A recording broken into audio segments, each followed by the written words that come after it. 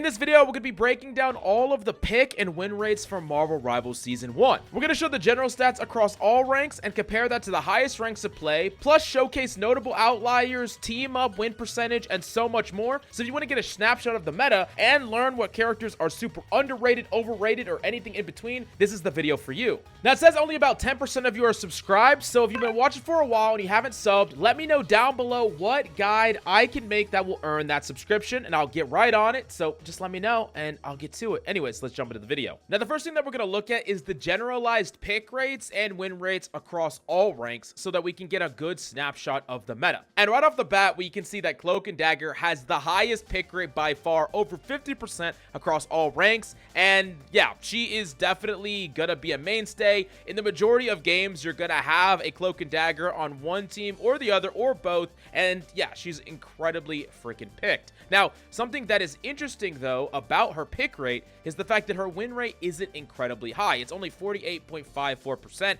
And the thing about this is, while Cloak and Dagger is played on every single team, only about half or a little bit less than half of the players that are picking her are winning. Now, this is actually kind of normal when you have a character that is picked so much. They're not going to have a huge win rate across the board. If that was the case, if they were picked at this rate and they still had an above 50% win rate, let's say a 54% win rate, then they should really go up in pick rate. A lot more people should be playing the character. Right now, probably people are forcing Cloak and Dagger too much, playing them in situations where they're not optimal for the composition, playing them in situations where they don't synergize very well with the comp, or they're just generally not that good with the character. I think a lot of people play Cloak and Dagger and really just kind of don't get a lot of value out of this character. So there is a clear difference between people that really know what they're doing and people that don't. But it is important to understand that just because this character is picked a ton doesn't mean that you should follow suit, because this character doesn't have like a crazy dynamic win rate compared to all these other characters. So yeah, just keep that in mind. Now, the next character, second most picked, is Doctor Strange, and he's picked at a 39.73%, but he's only winning about 50% of the time, and I think that that is just fine. Like, the character's picked a lot, not winning every single game, but still getting a lot of value. We all know exactly how good Doctor Strange can be, from a really powerful ultimate, really consistent damage, really good mitigation, and your TP is just amazing in a lot of different ways. So yeah, Doctor Strange, it makes sense that he's picked a lot and he's winning a reasonable amount. But we go to the third character, and this is where things get really interesting. Rocket Raccoon, third most picked character across the board, 36.61% pick rate and a 53.64% win rate. And Rocket was one of those characters that had a deceptively really high win rate in last season, Season 0, and he got buffed, so now it's even higher. And you might be saying, Mills, this character falls off really hard when we get to high ranks. Let's actually compare that to Grandmaster, which is the only role that's actually filled now. Like, there are some people in Celestial, but there's not enough data yet to take all of that in. There's not enough people yet to take all that in. Now, going here, let's look at Rocket falling all the way down to 30.86%, but still supporting one of the higher win rates in the game, still a top 10 win rate in the game at 52.07% win rate. So still much higher than a lot of other characters, higher than Luna that has a sub 50% win rate, higher than Invisible Woman that has a sub 48% win rate, higher than Cloak and Dagger even, that isn't consistently winning nearly as much. Cloak and Dagger is actually only at a 47.89% win rate in Grandmaster, so her average actually goes down a bit is what I believe. Let's compare that to all ranks. She is actually rocking a 48.54% win rate across all ranks. So, you know, Rocket does fall a bit. He falls a little bit, but it's still well above 50%, and he's still a top 10 pick. So, and one of the things that's interesting about all this is that we see a lot of really public and vocal complaints about Rocket. They say, Rocket's terrible, Rocket's the worst support, I don't want a Rocket on my team, we always lose when we have a Rocket, you know, when Rocket is being played, we don't have a defensive ult.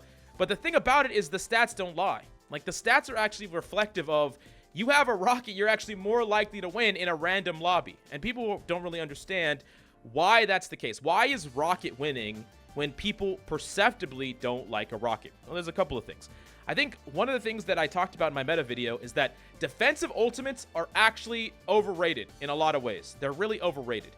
And what I mean by that is, just because you pop a defensive ultimate and you kind of counter an offensive ultimate, most of the time, it's not like the defensive ultimate got more value than the offensive ultimate. You popped an offensive ultimate, it traded for a defensive ultimate, you're at a stalemate. But defensive ultimates just feel really good. Like, they feel comfortable. When you have a defensive ultimate on your team, I think psychologically, it's nice to just be in this zone of just being able to deal with things and not die. Like, that feels good. But Amplifier can actually force out defensive ultimates. It can actually win you fights. You can actually snowball more fights on Rocket than in a lot of cases. But one of the things I also want to talk to, like, even outside the ultimates, let's not even think about the ultimates right now, because it's clear that defensive ultimates are really powerful, and I would say they're more powerful than Rocket Ultimate, even if I think Rocket Ultimate's a bit underrated. The thing that is underestimated about Rocket, more than a lot of characters, is that, one, the BRB, being able to bring up, is number one, Rocket dies a very little amount of time compared to other supports, like a Luna, or a Cloak and Dagger, or an Invisible Woman. They might have double, triple the deaths of a Rocket, like a character that just doesn't die. A good Rocket can position really well, can use their mobility, take high ground, position away from divers. They just have a really hard time being dove, and they just almost never can die. That's one. And number two is BRB will kind of erase a pick that happens. And the thing about erasing the first pick is a lot of times fights are won or lost based on who dies first in a fight. Like, statistically, we don't know the stats in Rivals, but I will tell you from Overwatch, especially when we looked at a lot of the data that came out over the many years of Overwatch, the team that got first pick in Overwatch consistently converted the fight win a giant percentage of the time. It was like over 60, 70%, and in Pro Play, it was even higher than that. So when you take that data and we apply it to Rivals, because a lot of things overlap and a lot of things are the same, when a character dies, you're just very likely to lose that fight. I mean, it's a lot less pressure. It's a lot less momentum. That person's not getting value, picks, applying pressure, building up their ultimate, and BRB erases that. So when you look at a BRB getting a value, someone feeds, is at a position, your Spider-Man goes in, dies, that person gets resurrected, you get another shot at a stalemate battle. People don't really think about how much value that brings. That's a crazy amount of value. Being able to wipe away that first pick is insane. And sometimes when you can't wipe that away, you actually lose the fight before you even get a chance to invest any defensive ultimate at all, but that's not really felt or seen. Now, I don't want to go on a crazy tirade about Rocket because I think it's clear here from the data and from the stats that Rocket is incredibly underrated. And by the way, it's not because of the team up between Punisher and Bucky. Both characters have a less than 50% win rate, both in all ranks and in Grandmaster. So I want to make that clear. It's not because of that at all, not even close. He is spouting like almost a 4% higher win rate than those characters. So it's not because of the synergy, and we'll look at the team up data in a second. The character is underrated and strong, and it's one of those outliers that I think there's a huge misconception, or like people in like the community severely underrate this character and think he's bad, when you need to look at the data, look at the stats. That's just not the way it is. It's not reality. You might feel that way, but it's not true. It's not reflected in the truth. Now, we have two supports in the next pick rates from 34 to about 31 is Luna and Invisible Woman. Both characters that only have about a 48 to 47% win rate.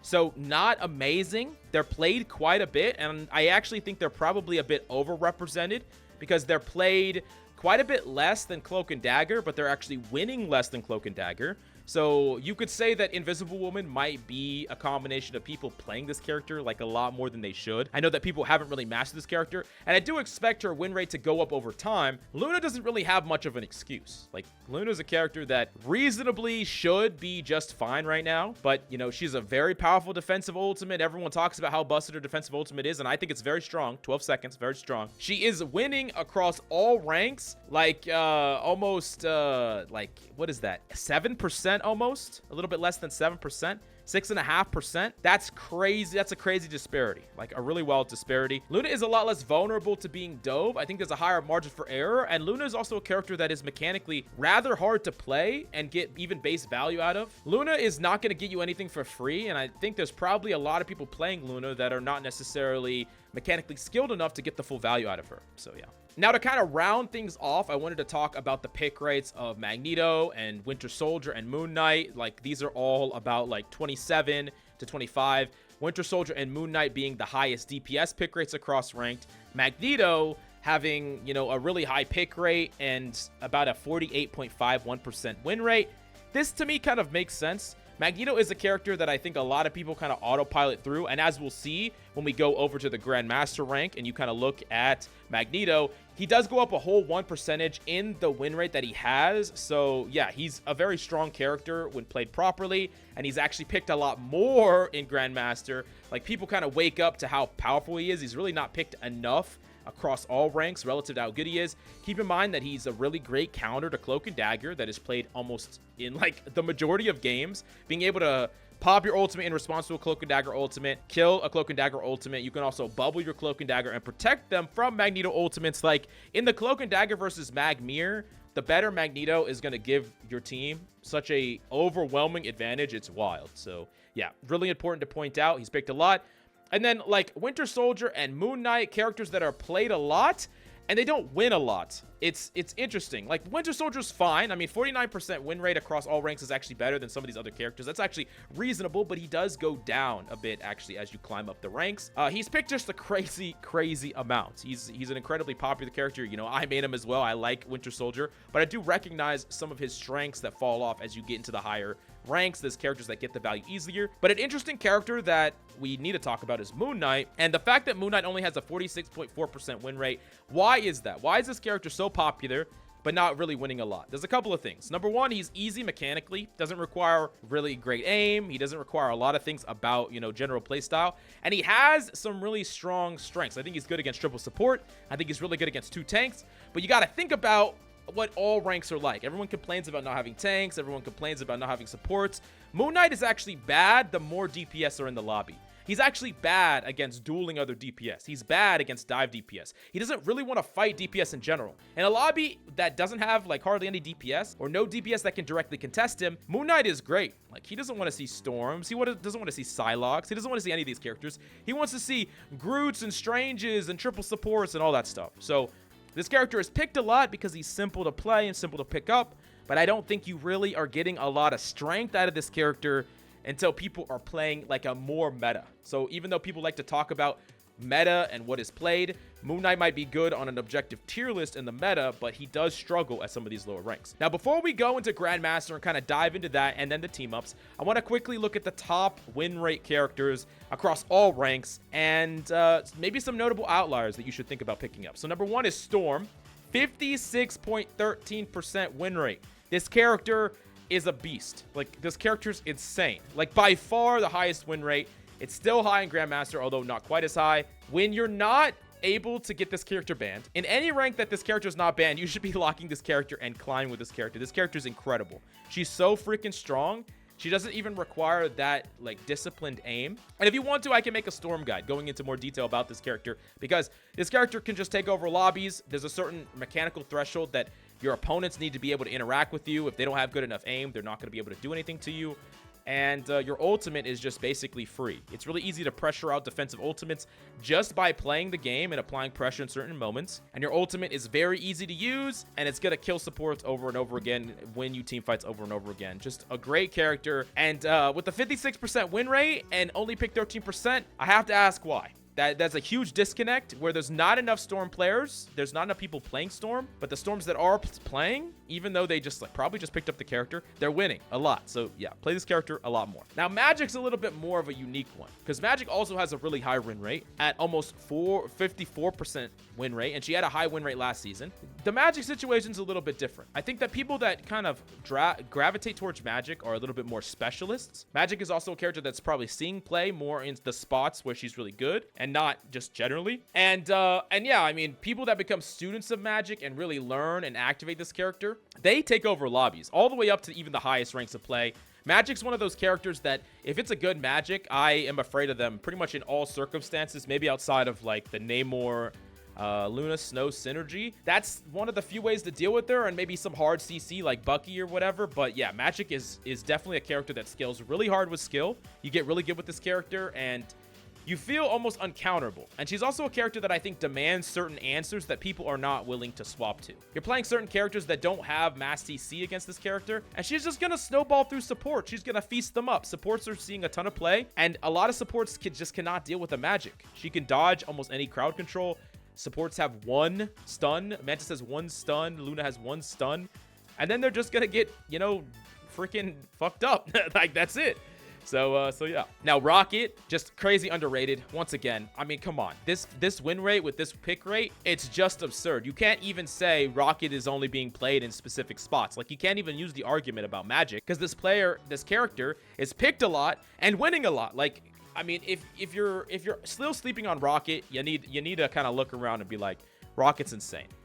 And you can't even say, oh, Rocket's only being played in triple support. It's not true. It's just not true. Rocket's being played a lot in double support. Probably seeing a lot of play in triple support as well. But yeah, this character is just phenomenal. Doesn't die. BRB is broken. I mean, come on. I could keep going on like a giant rant about Rocket. But I think the stats just paint the picture. Like, if you say the stats are, not telling the full story here, I think you're just trying to find a way to justify Rocket being bad. Rockets are winning games. You're not. I'm just saying. Yeah, that's it. Anyways, now we do got to talk about Penny. Penny's a character that is picked a reasonable amount and actually has a pretty high win rate across all ranks at 52.84. While this is going to drop off a little bit in Grandmaster down to the bottom of 52, it's still rather high. I think a lot of people still underestimate the character of Penny. Myself included, I've underestimated her for a while. She actually does have a rather large skill ceiling when people really learn how to utilize her movement, are hitting her slows and making sure to, deny certain things. But one of the things about Penny that I think is she gets a lot of value in lower elos because people don't know how to play against her well. In higher elos, she plays better when she has more like real compositions. Like, Penny is not a great solo tank. She wants a pretty stable team composition that plays around them.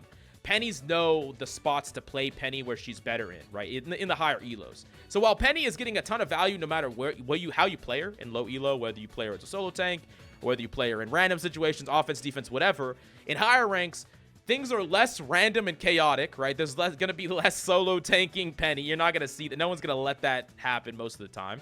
And Pennies are smarter about when and where to play Penny and how they play Penny in those situations. But the fact that she doesn't fall off the cliff in win rate as you get to the higher ranks of play show that if you get good enough at this character, you can find her becoming a mainstay in your hero pool. Maybe not a one trick, but a mainstay. So yeah, definitely a character that's probably a bit underrated. Going across all ranks, we have a couple more. Mantis, one of the highest supports just behind Rocket, very consistently strong.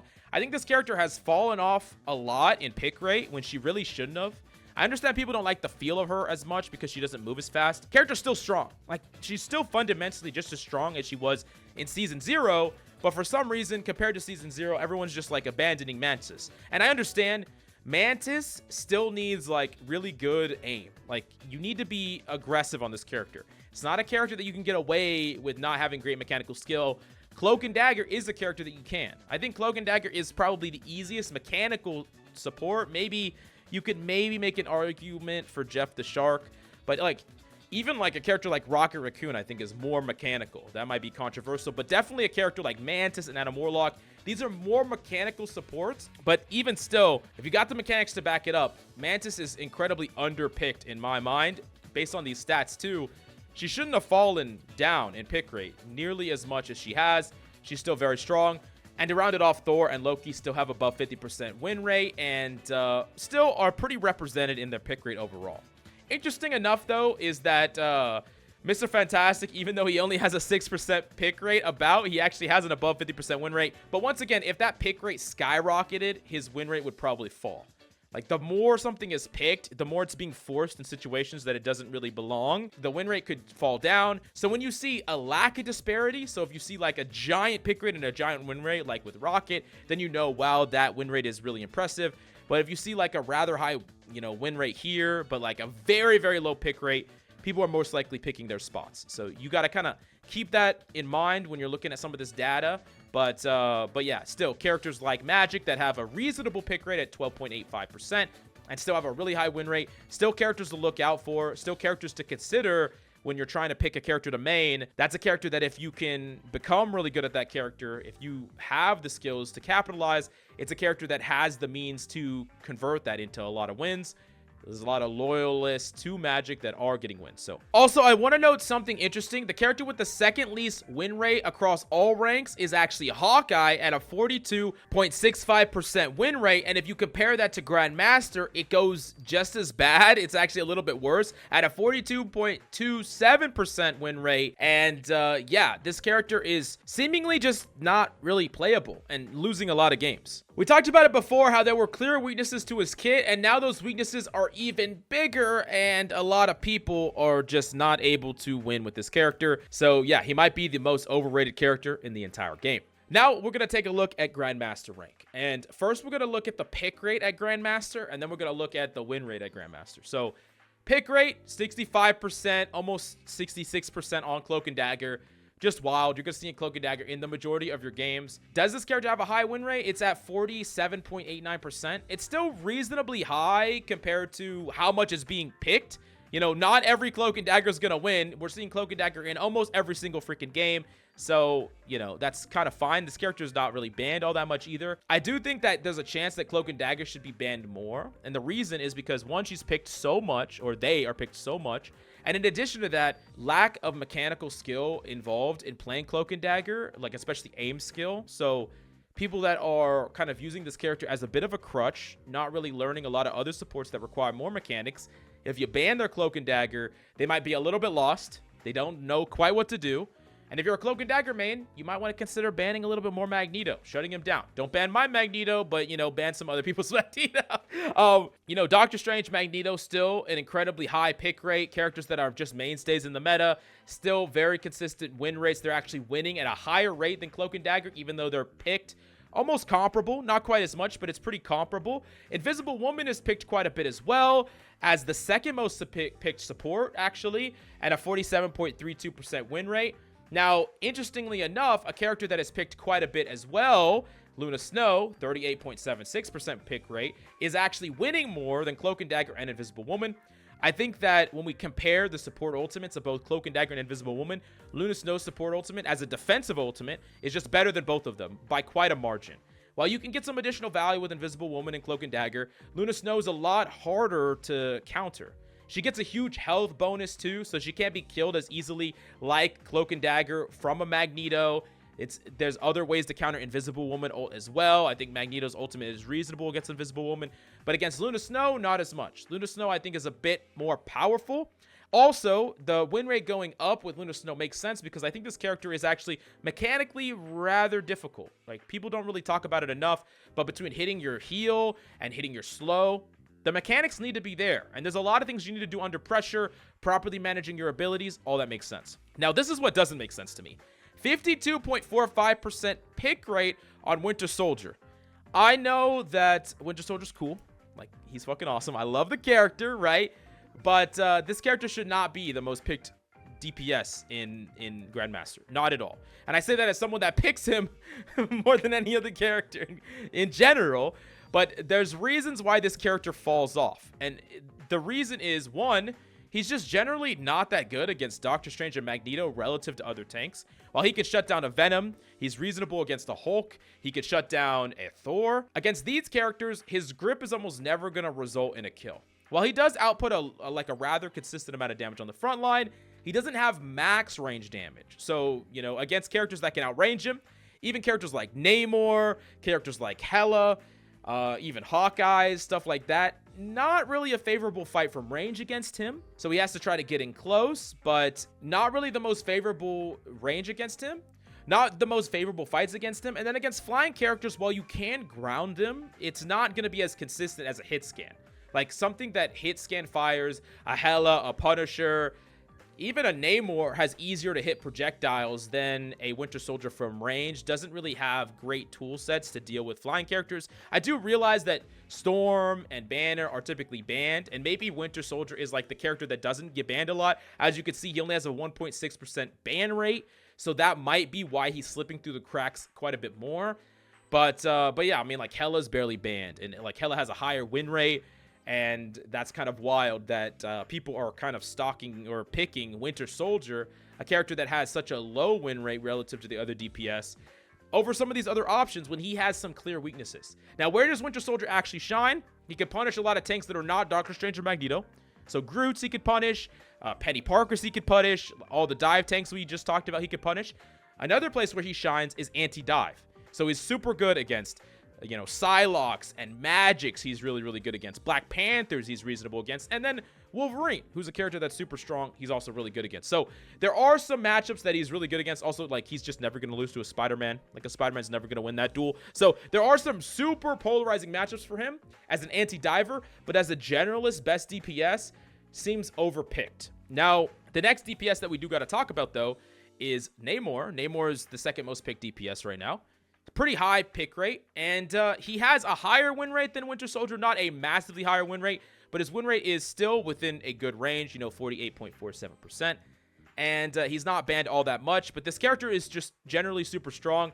He's a super strong anti-diver as well as Winter Soldier, but one of the things that I think Namor does really well is he's actually not that bad at being a more proactive threat. He can take these off angles really aggressively, he can throw it onto squids, and be very aggressive on and off angle, almost nearly a flank. You alternate fire, hit somebody, your squids are angered, you could potentially kill somebody.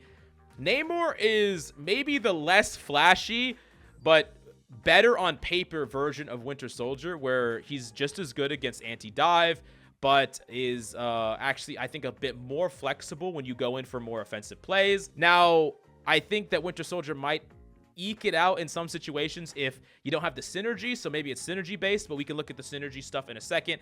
But yeah, something that's interesting is not necessarily do characters' strength reflect in their pick rate. As we see with a lot of the win rates of these characters, there are characters that have really high win rates, but the pick rate does not reflect that win rate. And characters even that have high pick rates and high win rates, like Rocket, that constantly get disregarded and I think disrespected throughout the community. People just don't want them on their team, even though statistically you're actually more likely to win when they're on your team. So it's just interesting in that regard. Now let's actually look at some of the win rates, and once again we see Magic just really high up there at a 55.37%, and this just shows that as people get better at this character takes over even more. Magic is a character that people just generally underrate. She's really awkward and hard to play. She has a super high skill floor and a super, super high skill ceiling. So this is a character that is a little bit daunting, doesn't have a lot of overlap with other characters mechanically, but it's a character that is just proven by this worth investing in, by far worth investing in. Now, Wolverine, a character that I've been preaching for a while. We did that Wolverine guide with Team Captain. 54.83% win rate, just a crazy high win rate. Not picked a crazy amount, but look at the ban rate. Like, look at Magic, almost never banned, and look at Wolverine, crazy ban. Now, I think if people just got crazy strong at Magic, maybe she would get banned more, but the thing about it is that Wolverine gets a ton of value at his base. He's not incredibly hard to pick up and get a ton of value with him. Like, I'm inting my brains out on Wolverine, and I'm still carrying fights, because, like, you try 3 cycles, and you hit the Groot on the 3rd cycle, you just carried the fight. Magic requires a lot more than that, so there's going to be less good Magic players. But Wolverine's a character that anyone can pick up and play at a really reasonable level, so it makes sense that they're banned quite a bit. But, yeah, I mean, certain compositions just get kind of destroyed by a Wolverine. Groot, in general, I think is being kept in check at high rank by Wolverine. It makes sense that when Wolverine is played, he's just seeing a crazy win rate. Super, super strong, and one of those characters that is becoming a very consistent ban. Similar to Storm, a character that is banned quite a bit at 11.14% pick rate and just banned a giant majority of the time. Really high win rate when they do get to see play, so it does make sense. And then Iron Man and Hulk, both with very high win rates. But as you can see, Iron Man is not banned. Hulk is banned by a lot, 45.2% ban rate. But you got to understand that once the synergy is banned, the characters are kind of chalked out. The characters are, Iron Man really needs the synergy to see that play. But it's also interesting how these characters are not being played across all ranks. They have really low pick rate. When we look at, like, let's just go to casually like gold, right? We're not really seeing a crazy amount of pick rates of these characters in gold.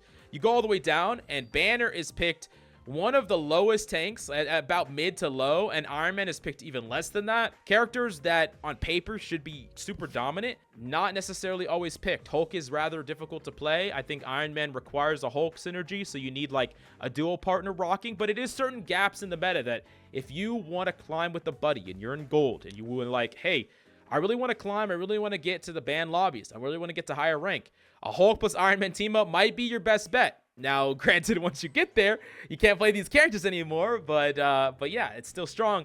And there are quite a bit of characters that kind of demand banning right now that make it pretty hard for, you know, them to ban everything. Like, I think Hulk and Iron Man is slipping through the cracks more than ever.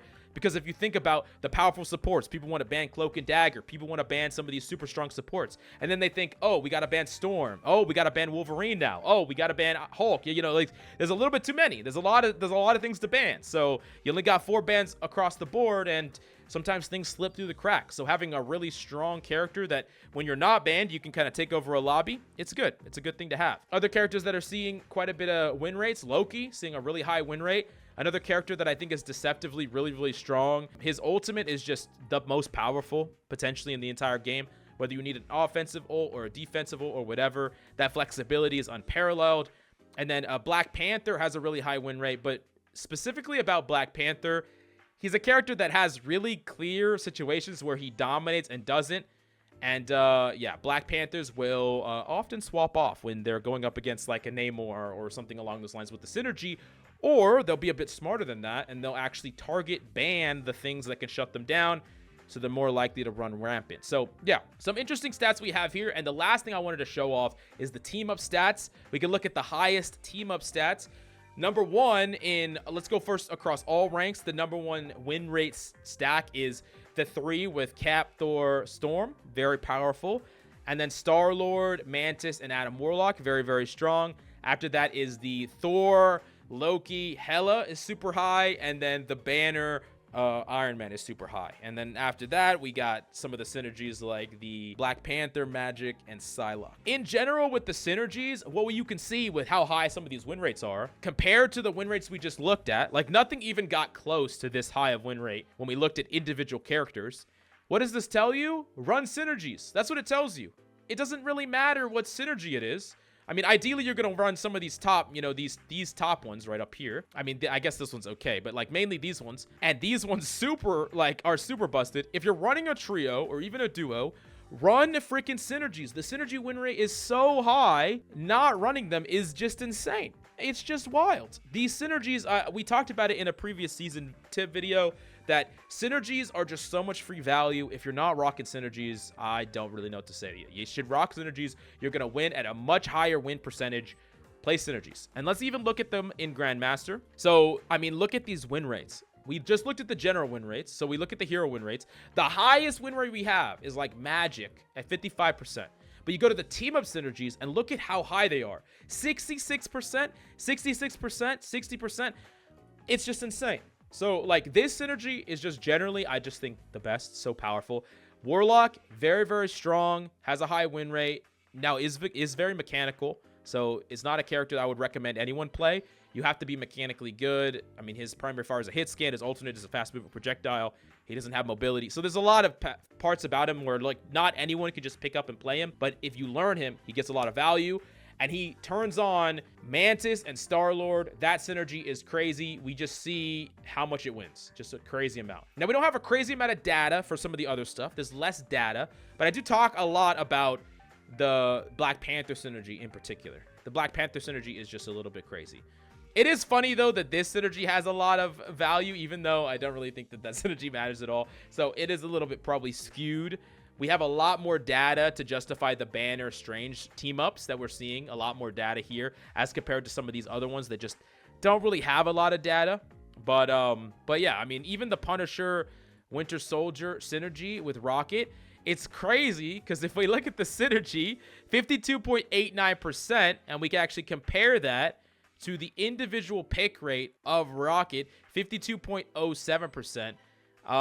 Rocket is only achieving a slight bump, very, very slight when he plays it, but when you play it as a Bucky or a Punisher, you're seeing a giant bump, like a giant bump. And there's enough data here that we can actually, you know, back this up a little bit with some real claims at 1,000 matches of data. So yeah, if you're a Bucky or Punisher, you should probably be asking for this a lot. If you're a Rocket, you don't really care nearly as much, but if they want to play it, then sure. If you have someone that's reasonable with these characters, then sure. But anyways, this is a deep dive into some of the pick rates and win rates of the meta. Now, I want to make this clear. Don't just use this data to justify anything under the sun. I think at the end of the day, this is just data that we're just trying to absorb, learn from, try to find some outliers from.